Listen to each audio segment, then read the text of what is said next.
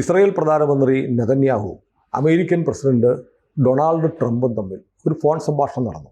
ആ ഫോൺ സംഭാഷണം വലിയ ചൂടുപിടിച്ച വാഗ്വാദങ്ങൾ ഉണ്ടാക്കിയെന്നാണ് ഇസ്രായേലിലെ ടെലിവിഷനായ ചാനൽ 12 റിപ്പോർട്ട് ചെയ്യുന്നത്. ഇസ്രായേൽ ടൈംസ് എന്ന് പറഞ്ഞ പത്രം ഇന്ന് അത് റിപ്പോർട്ട് ചെയ്തിട്ടുണ്ട്. ട്രംപ് നെതന്യാഹുവിനോട് പറഞ്ഞത്രേ, അതായത് ഇറാനുമായിട്ടുള്ള സംഘർഷം കാലങ്ങളായിട്ടുള്ളതാണ്, അതിനൊരു ഡിപ്ലോമാറ്റിക് സൊല്യൂഷൻ വേണം, അവർ ന്യൂക്ലിയർ വെപ്പൺ ഉണ്ടാക്കുന്നോ ഇല്ലയോ എന്ന് അവിടെ നിൽക്കട്ടെ, നയതന്ത്ര പരിഹാരം വേണം, ഒരു ഗുഡ് ഡീൽ, അതാണ് വാക്ക് ഉപയോഗിച്ച്, ഉണ്ടാക്കാനുള്ള സാമർഥ്യം എനിക്കുണ്ട്, ഇയാളത് അംഗീകരിക്കണം എന്ന് ട്രംപ് നെതന്യാഹുവിനോട് പറഞ്ഞത്രേ. നെതന്യാഹു പൊട്ടിത്തെറിച്ചു എന്നൊക്കെയാണ് വാർത്തകൾ. ട്രംപിന് ഗുഡ് ഡീൽ കയ്യിലുണ്ടെങ്കിൽ അത് ട്രംപിനങ്ങ് നടപ്പാക്കാം ഇറാനുമായിട്ട്. അതിന് നെതന്യാഹുവിൻ്റെ ഇത് അപ്രൂവൽ ആവശ്യമില്ല. അമേരിക്ക ഒരു സ്വതന്ത്ര രാജ്യമാണ്, ഇസ്രായേലും സ്വതന്ത്ര രാജ്യമാണ്. ഇസ്രായേലിൻ്റെ സമ്മതം എന്തിനാണ് ട്രംപിന്? അതങ്ങോട്ട് നടപ്പിലാക്കിയാൽ പോരെ.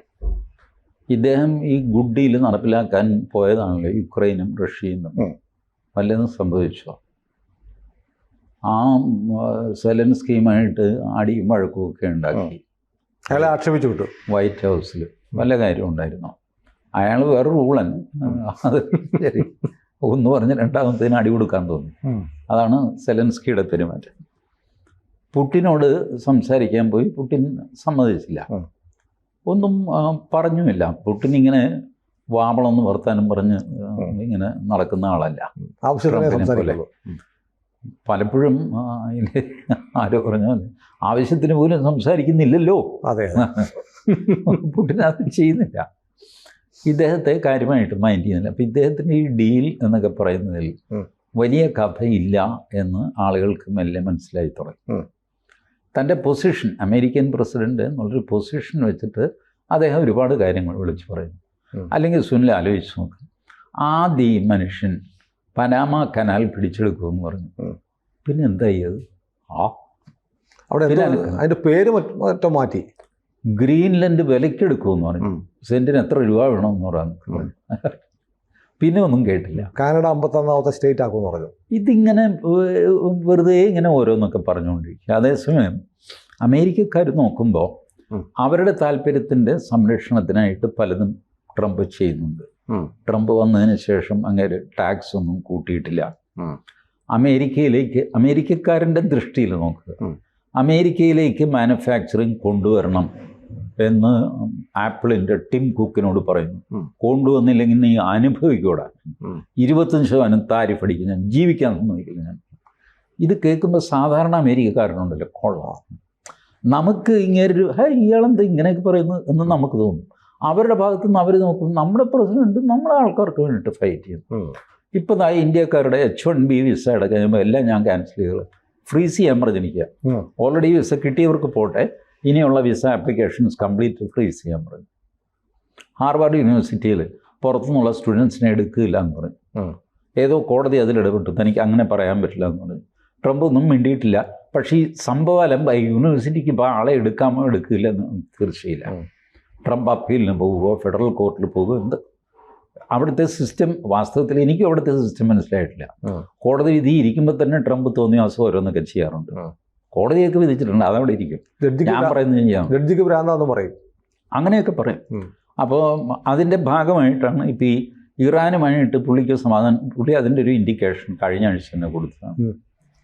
ഹൂത്തികളുമായിട്ട് പുള്ളി ചർച്ച ചെയ്ത് ഒരു സമാധാന കരാറിൽ ഏർപ്പെട്ടു. ഒപ്പൊന്നും വെച്ചില്ല, പക്ഷേ ഒരു കരാർ, ധാരണ.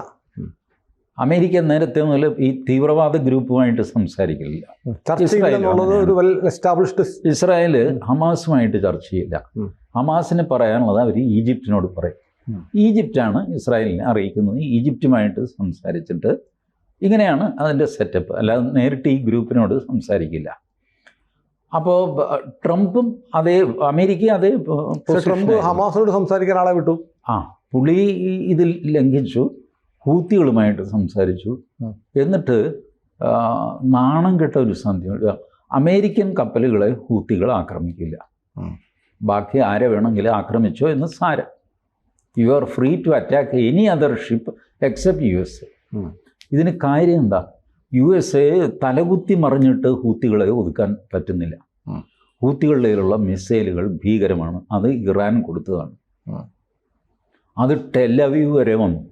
ഇസ്രായേലിൻ്റെ സാമർഥ്യം കൊണ്ട് അവരത് തടുത്തു എന്നുള്ളതല്ലാതെ ഹൂത്തികൾ ടെലവീവിലേക്ക് മിസൈൽ അയക്കുക എന്ന് പറഞ്ഞാൽ അറൗണ്ട്, ഞാൻ നെറ്റ് നോക്കിയപ്പോൾ കിട്ടിയ ഫിഗറാണ്, 2400 കിലോമീറ്റർ സഞ്ചരിക്കുന്ന മിസൈലാണ് അവർ വിട്ടിരിക്കുന്നത്. അത് വന്നിട്ട് റേഞ്ച് ഉള്ളത് അത്രയും സഞ്ചരിച്ചു വിമാനത്താവളത്തിലാണ് വീണത്.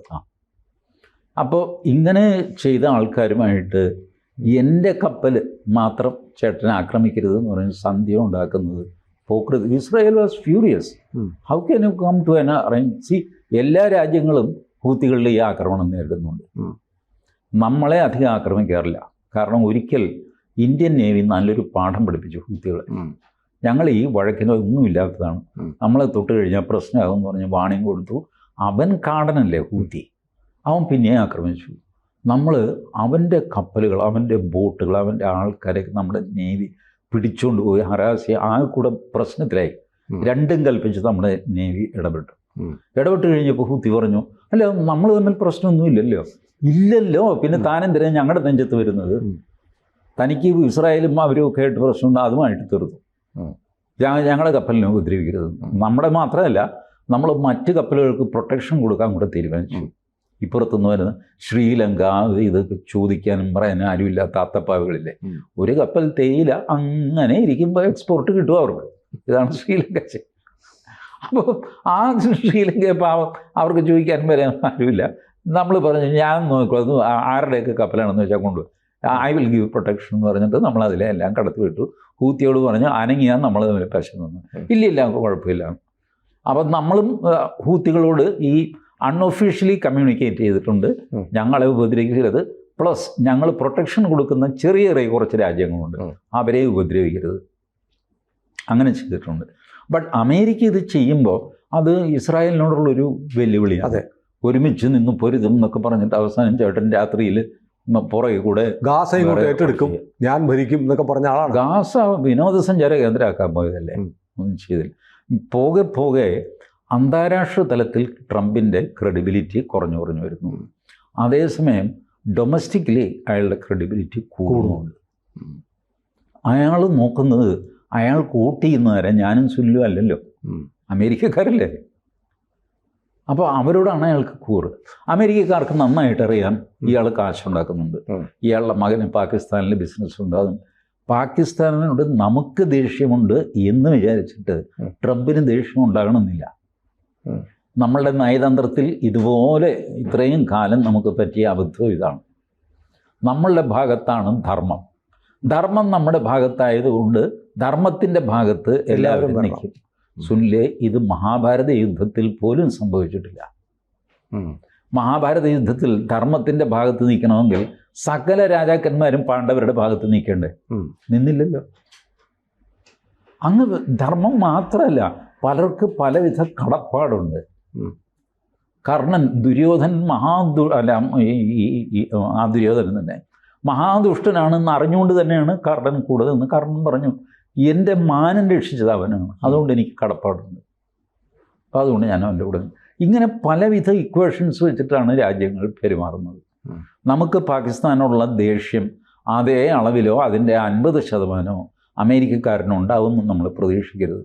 അപ്പം എന്താ ഇന്ത്യ ആൻഡ് പാകിസ്ഥാൻ അവരുണ്ടെങ്കിൽ എന്താ, ഇല്ലെങ്കിൽ എന്താ, അവർ സൗഹൃദത്തിലായാലും എന്താ, യുദ്ധത്തിലായാലും നമുക്ക് നമ്മുടെ കാര്യം. പക്ഷേ ഇതിനിടയ്ക്ക് ഒരു സംശയം വരുന്നത്, ട്രംപ് നടപ്പാക്കുന്നത് അമേരിക്കയുടെ താല്പര്യമാണോ ട്രംപിൻ്റെ സ്വന്തം താല്പര്യങ്ങളാണെന്നൊരു സംശയം വരുന്നുണ്ട്. പാകിസ്ഥാൻ്റെ കാര്യത്തിൽ തന്നെ ഇപ്പോൾ ട്രംപ് IMF ലോൺ, ട്രംപിന് നേരിട്ടല്ലെങ്കിൽ പോലും അമേരിക്കയുടെ ഒരു സേ ഉണ്ട്, IMFൻ്റെ ലോൺ കിട്ടുന്നു. അതിനുശേഷം ട്രംപിൻ്റെ ഒരു ക്രിപ്റ്റോ കറൻസി ഉണ്ട്, സ്റ്റേബിൾ കോയിൻ, അതിൻ്റെ ഒരു ഹബ്ബായിട്ട് പാകിസ്ഥാൻ മാറുന്നു എന്നൊക്കെയുള്ള വാർത്തകൾ ഇപ്പോൾ വരുന്നുണ്ട്. അമേരിക്കയുടെ ഭാഗത്ത് നിന്ന് നോക്കിയാൽ ഇന്ത്യ ഒരു ആണവ ശക്തിയാണ്. ഇപ്പം നിങ്ങൾ സാമ്പത്തിക ശക്തി 4ാമത്തെ ഇതിലെത്തിയെന്ന് നിങ്ങൾ അവകാശപ്പെടുന്നു. ഇതിങ്ങനെ വിട്ടാൽ എങ്ങനെയാണ്? ഇപ്പം ഇന്ത്യയെ റെഗുലേറ്റ് ചെയ്യാൻ, ഇന്ത്യയെ ഒന്ന് നിയന്ത്രിക്കാൻ, മാനിപ്പുലേറ്റ് ചെയ്യാൻ ഒരു കൈ അവിടെ വേണ്ടേ? അതിന് ഏറ്റവും നല്ലത് ഏതാ? ഇപ്പുറത്ത് പാകിസ്ഥാൻ, അപ്പുറത്ത് ബംഗ്ലാദേശ്. അപ്പോൾ 2 സ്ഥലത്തും ഒന്ന് ഇടപെട്ട് അങ്ങനെ ചൂടാക്കി നിർത്തുക. അവിടെ നിന്ന് കാശും കിട്ടും, അവർക്ക് കടം ഒരു കൊടുക്കാം. സംശയമുണ്ട്. ആ. അമേരിക്ക അൺചാലഞ്ചബിൾ ആയിട്ട് നിൽക്കുകയാണ് ഫസ്റ്റ് പൊസിഷനിൽ. ചൈന അമേരിക്കയുടെ പകുതി ദൂരത്ത് പോലും ഇല്ല. അതിലും എത്രയോ താഴെയാണ് മൂന്നാമത്തും നാലാമതുമുള്ള രാജ്യങ്ങൾ. നമ്മളും ജപ്പാനും തമ്മിൽ 1 പോയിന്റിൻ്റെ വ്യത്യാസമുള്ളൂ. 0.1 വ്യത്യാസമുള്ളൂ. എപ്പോൾ വേണമെങ്കിലും നമ്മൾ വീണ്ടും 5ാം സ്ഥാനത്തേക്ക് പോവാം. അങ്ങനെ വരുമ്പോൾ ഇന്ത്യ 4ാം സ്ഥാനത്ത് വന്നാൽ അമേരിക്കയ്ക്ക് എന്താ? അതെന്താന്ന് ഈ ഇന്ത്യൻ രാഷ്ട്രീയക്കാർ അതിൻ്റെ ഉത്തരം തരും. ഇപ്പോൾ CPM-ൻ്റെ സംസ്ഥാന തലത്തിലെ ഒരു നേതാവ് അങ്ങേര് ഏരിയ സെക്രട്ടറിയെ ഒതുക്കും. എന്തിനാണ് ഒതുക്കുന്നത്? അങ്ങേര് ഏതായാലും സംസ്ഥാന തലത്തിൽ ഏരിയ സെക്രട്ടറിയാണ് ഇങ്ങേര്. താഴത്തതിൻ്റെ ബട്ട് ഒതുക്കും. കാരണം നാളെ ഇവൻ തലപൊക്കാൻ സാധ്യതയുണ്ട്, പൊട്ടൻഷ്യലുണ്ട് ഇവന്. അതുകൊണ്ട് ഒതുക്കും. പോലീസിൽ വിളിച്ച് പറയും, ഞങ്ങളുടെ ഒരു പോലീസ് സ്റ്റേഷൻ മാർച്ച് വരുന്നുണ്ട്, അതിൻ്റെ ഏറ്റവും മുമ്പിൽ നീല കളിയുള്ള ഷർട്ടിട്ട് ഒരു ചെറുക്കനുണ്ടാകും, ഒന്ന് കൈകാര്യം ചെയ്തോണം. ഇവൻ അടി കൊണ്ട് ആവശ്യമാകും, ആശുപത്രിയിലാകും. ഇതേ നേതാവ് ആശുപത്രിയിൽ പോയി അവനെ സന്ദർശിക്കും, ഫോട്ടോ എടുക്കും, ഞങ്ങളുടെ പിള്ളേരെ തൊട്ടാൽ എന്നൊക്കെ പറഞ്ഞ് വലിയ പ്രസംഗം നടത്തും. ബട്ട് അടുപ്പിച്ചിരിക്കുന്നത് ഇങ്ങനെ തന്നെയാണ്. ഇന്ത്യക്കൊരു പൊട്ടൻഷ്യലുണ്ട്. 4ാം സ്ഥാനത്ത് എത്തിയില്ല എന്നുള്ളത് ഇരിക്കട്ടെ, ഇപ്പം അതിലും തന്നെ തർക്കമൊക്കെ ഉണ്ടാവും. ബട്ട് 4ാം സ്ഥാനത്ത് എത്താനുള്ള പൊട്ടൻഷ്യലുണ്ട്. ഈ 4 നാളെ 3 ആകും, 2 ആകും, 1 ആകും. അപ്പം അത് ഒരു തടയിട്ട് വയ്ക്കുക. ഏരിയ സെക്രട്ടറി സംസ്ഥാന സെക്രട്ടേറിയറ്റിലേക്ക് വരാതിരിക്കാനായിട്ട് ഏരിയയിൽ വെച്ച് തന്നെ തടയുക. അല്ലാതെ ഇവൻ ജില്ലയോ സംസ്ഥാനമോ എത്തട്ടെ അപ്പം തടയാൻ, അപ്പോഴത്തേക്ക് ഇവൻ വലുതായി കാണും. സോ അത് മുൻകൂട്ടി അങ്ങ് തടയും. ഇത് ചൈന ചെയ്യും, നമ്മൾ ചെയ്യും. അതാണ് പൊളിറ്റിക്സ്. അതാണ് ലോക പൊളിറ്റിക്സ്. നമ്മൾ ഇതുവരെ അത് ചെയ്തിരുന്നില്ല, ഇപ്പം നമ്മളും ചെയ്തു തുടങ്ങി. കാരണം അതാ ചാണക്യൻ്റെ അഡ്വൈസ് അതാണ്, അങ്ങനെ ചെയ്യണം എന്നുള്ളത്. അപ്പോൾ ട്രംപിനെ കണ്ട് നമ്മളിനി തുള്ളണ്ടെന്ന് വെച്ചാലേ, ട്രംപ് നമ്മളെയും സഹായിക്കും, പ്രൊവൈഡ് അയാൾക്ക് ഗുണമുണ്ടായിക്കഴിഞ്ഞാൽ. ട്രംപ് ഭാരതവുമായിട്ട് ഉടക്കലൊന്നും ആയിട്ടില്ല.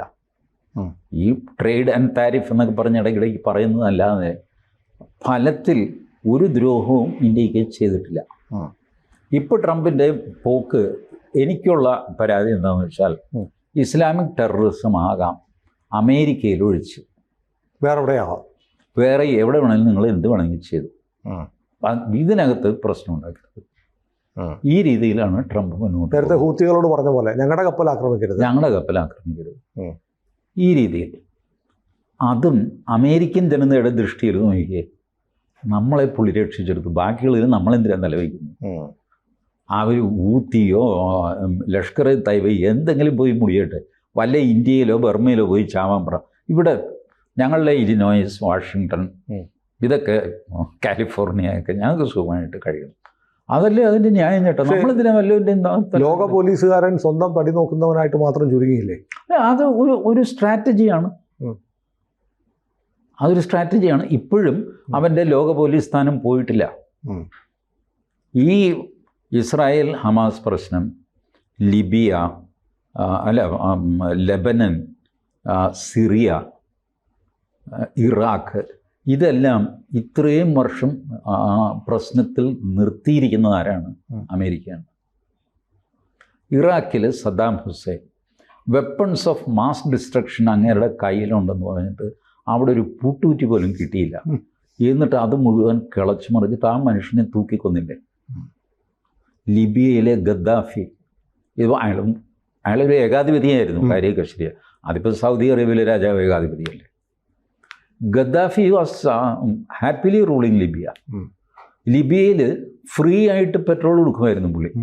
നമ്മളിപ്പം നരേന്ദ്രമോദി ഫ്രീ റേഷൻ കൊടുക്കുന്നില്ലേ, അതുപോലെ വെള്ളക്കാർഡുകാർക്ക് ഫ്രീ പെട്രോൾ. ഇതായിരുന്നു ഗദ്ദാഫി. അതിന് മാത്രമേ എണ്ണയുണ്ട് താൻ. That was Gaddafi. കുത്തിത്തിരിപ്പുണ്ടാക്കി ഗദ്ദാഫിയെ പുറത്താക്കി കൊന്നുകളഞ്ഞു. ഇതൊക്കെ അമേരിക്ക ചെയ്തതാണ്. ഒരു കാലത്തും ഈ ഏരിയയിൽ ഈ പറഞ്ഞ ഇറാഖ്, ലെബനൻ, സിറിയ, ഇസ്രായേൽ, പിന്നെ ആകാശത്ത് നിൽക്കുന്ന പാലസ്തീൻ, ഇവരൊന്നും സമാധാനത്തോടെ ജീവിക്കാൻ അമേരിക്ക സമ്മതിക്കില്ല. ഒന്നല്ലെങ്കിൽ ഒരു കുത്തിത്തിരിപ്പുണ്ടാക്കിക്കൊണ്ടേയിരിക്കും. ലോക പോലീസ് എന്ന് പറയാൻ പാടില്ല, ലോക റൗഡി. ഇതെല്ലാം ചെയ്യുന്നത് ജനാധിപത്യത്തിൻ്റെ പേരിലാണ്. ബംഗ്ലാദേശിൽ ഇടപെട്ട് ജനാധിപത്യത്തിൻ്റെ പേരിലാണ്. ഷെയ്ഖ് ഹസീന ജനാധിപത്യപരമായിട്ട് തിരഞ്ഞെടുക്കപ്പെട്ട പ്രധാനമന്ത്രിയാണ്. അവരെ പുറത്താക്കിയിട്ട് അലങ്കോലമായിട്ട് എന്നിട്ട് അമേരിക്ക പറയുന്നു ജനാധിപത്യം പുനഃസ്ഥാപിക്കാൻ പോവാണ്. വെറുതെ ഇരുന്ന് ജനാധിപത്യം എടുത്ത് പൊട്ടിച്ച് കളഞ്ഞിട്ട് വീണ്ടും പുനഃസ്ഥാപിക്കാൻ പോകുന്നു. അത് കാശുണ്ടാക്കാൻ, അവരുടെ അധികാരം നിലനിർത്താൻ. ഇപ്പോൾ ഇലോൺ മസ്കിന്റെ സ്റ്റാർലിങ്കിന് ബംഗ്ലാദേശിൽ ഈ ദേവസ്വം ബോർഡിന്റെ അമ്പലങ്ങളിൽ കണ്ടിട്ടില്ലേ, ധ്വജ പുനഃപ്രതിഷ്ഠ എന്ന് പറയും. വെറുതെ ഇരിക്കുന്ന ധ്വജം എടുത്തിട്ട് പുനഃപ്രതിഷ്ഠിക്കും. എന്തിനാ? കാശുണ്ടാക്കാൻ. ചുമ്മാ നിൽക്കുക ധ്വജം, ഒരു കുഴപ്പമില്ല. 1000 വർഷമായി അതിങ്ങനെ നിൽപ്പുണ്ട്. അതിനൊരു കമൻറ്റ് ചെയ്യുന്നത് ധ്വജ പുനഃപ്രതിഷ്ഠ. ആരും ചോദിക്കില്ല എന്തിനാ ചേട്ടാ ഇത് പുനഃപ്രതിഷ്ഠിക്കുന്നത്, ഇതിരിക്കുകയല്ലേ, ഇതിനൊരു കുഴപ്പമില്ല. അങ്ങനെയല്ല. ഇതുപോലെ ഉള്ള ഡെമോക്രസിയെ മറിച്ചിട്ടിട്ട് ഡെമോക്രസി പുനഃസ്ഥാപിക്കും. ഇതൊക്കെ അമേരിക്കയുടെ ടെക്നിക്സാണ്. അപ്പോൾ ഈ പറഞ്ഞ പോലെ ഇന്ത്യ അങ്ങനെ അമേരിക്കയെ കണ്ട്, ഞാൻ നേരത്തെ പറഞ്ഞ ആവർത്തിക്കുക, തുള്ളണ്ട. അമേരിക്കയ്ക്ക് അമേരിക്കയുടെ രാഷ്ട്രീയം അന്നുമുണ്ട്, ഇന്നുമുണ്ട്, നാളെയുണ്ട്. അല്ല, എനിക്കതിൽ ഒരു നിരാശയുണ്ട്. ഞാൻ ട്രംപ് അധികാരത്തിൽ വരണമെന്ന് ഞാനും ആഗ്രഹിച്ചു. നമ്മളെല്ലാം ആഗ്രഹിച്ചതാണ്. അത് കാരണം അദ്ദേഹം ഒരു നാഷണലിസ്റ്റാണ്. നാഷണലിസ്റ്റ് ആയതുകൊണ്ട് മറ്റ് നാഷണലിസ്റ്റുകളുടെ ചിന്താഗതി മനസ്സിലാക്കും. അതുകൊണ്ട് ഒരു മ്യൂച്വൽ അണ്ടർസ്റ്റാൻഡിങ് ഉണ്ടാകും. ഫൈനാൻഷ്യലി ഇന്ത്യക്ക് നഷ്ടം ഉണ്ടാകുമെന്ന് തന്നെ ഞാൻ അന്ന് മനസ്സിൽ വിചാരിച്ചിരുന്നു, പറയുകയും ചെയ്തിരുന്നു. കാരണം ബിസിനസ് ട്രംപിൻ്റെ ഒരു പ്രധാന സംഗതിയാണ്. അതിന് വേണ്ടിയിട്ട് അങ്ങനെ എന്തും ചെയ്യും. അപ്പോൾ അതിൻ്റെ കുറച്ച് പരുക്ക് നമുക്ക് പറ്റും. ബട്ട് സ്റ്റിൽ മറ്റു രീതിയിൽ ഉപദ്രവം ഉണ്ടാവില്ല. ഇപ്പോൾ ട്രംപ് ഈ നിലപാടെടുത്തു. കാരണം ഒരു ഇസ്ലാമിക് ടെററിസവുമായിട്ട് സന്ധി ചെയ്യുന്നു. എന്നെ ഉപദ്രവിക്കരുത് എന്നുള്ള രീതിയിൽ, എന്നെ ഉപദ്രവിക്കരുത്, വേറെ ആരെ വേണമെങ്കിലും ഉപദ്രവിച്ചു. അത് ഞാൻ പ്രതീക്ഷിച്ചൊരു നീക്കമല്ല. പിന്നെ നമ്മുടെ പ്രതീക്ഷയ്ക്കൊത്തൊന്നും അല്ല. ചേട്ടൻ മാത്രമല്ല, നെതന്യാഹു പ്രതീക്ഷിച്ചില്ല. Netanyahu is furious. ഇസ്രായേൽ അതിഭയങ്കര ദേഷ്യത്തിലാണ് അമേരിക്കയുമായിട്ട്, എസ്പെഷ്യലി ഈ ഹൂത്തികളുമായിട്ടുള്ള അഡ്ജസ്റ്റ്മെൻറ്റ്. ഇസ്രായേൽ ഈ രീതിയിൽ പോയി കഴിഞ്ഞാൽ അമേരിക്കയെ കടത്തിവെട്ടാനായിട്ട് മാത്രം ഇറാനെ ആക്രമിച്ചു എന്ന് വരും. ഇറാൻ്റെ ആണവ നിലയങ്ങളെ ടാർഗറ്റ് ചെയ്തു എന്ന് വരും. അല്ല, ഏതായാലും ഇസ്രായേലിന് നിരാശയുണ്ടെങ്കിൽ പിന്നെ ഇന്ത്യയുടെ കാര്യം പറഞ്ഞിട്ട് കാര്യമില്ല. അല്ല, ഇന്ത്യക്ക് അങ്ങനെ നിരാശപ്പെടാനൊന്നുമില്ല. കാരണം ഇന്ത്യയെ വലുതായിട്ട് സാമ്പത്തികമായിട്ട് പോലും ഇപ്പോഴും അമേരിക്ക സഹായിക്കുന്നില്ല. ട്രംപ് ഉപദ്രവിച്ചിട്ടില്ല, സഹായിക്കുന്നുമില്ല. ടിം കുക്ക് ഉണ്ടല്ലോ, ടിം കുക്കിനോട് ഈ ഐഫോൺ അമേരിക്കയിൽ അല്ല ഇന്ത്യയിൽ ഉണ്ടാക്കരുത്, ഉണ്ടാക്കിയാൽ ഞാൻ തട്ടിക്കളയുന്നു പറയും. എന്നിട്ട് എന്താ ടിം കുക്ക് നിർത്തിയൊന്നുമില്ല. 25% താരിഫ് അടിക്കുമെന്ന് പറഞ്ഞു ട്രംപ്. ടിം കുക്ക് കാൽക്കുലേറ്റ് ചെയ്യുമ്പോൾ 25% താരിഫ് അടിച്ചാൽ പോലും ഇന്ത്യയിൽ ഉണ്ടാക്കുന്നതാണ് ലാഭം. അപ്പോൾ പിന്നെ എന്തിനും ചെയ്യണം. പിന്നെ ട്രംപിൻ്റെ ഒരു സ്വഭാവം, 25% താരിഫ് അടിക്കുമെന്ന് രാവിലെ പറയും, ഉച്ചയ്ക്ക് പറയും അടിക്കും ഞാൻ, പക്ഷെ 3 മാസം കഴിഞ്ഞു. ഏതായാലും രസകരമാണ്. നമുക്ക് വല്ലാത്ത ആകാംക്ഷയും ആശങ്കയും ചിലപ്പോൾ ഉണ്ടാവുന്നുണ്ട്. എന്നാൽ പോലും ട്രംപിൻ്റെ നാടകങ്ങൾ തുടരട്ടെ. വളരെ ഡൈനാമിക് ആയിട്ടുള്ള നല്ല സ്പീഡിലുള്ള നൃത്തമാണ്. അതെ, റാപ്പ് ഡാൻസ് എന്ന് പറയില്ല. കൂടുതൽ വാർത്തകളും വിശേഷങ്ങളും നിങ്ങളിലേക്ക് എത്താൻ ABC മലയാളം സബ്സ്ക്രൈബ് ചെയ്യുക, ബെൽബട്ടനും അമർത്തുക.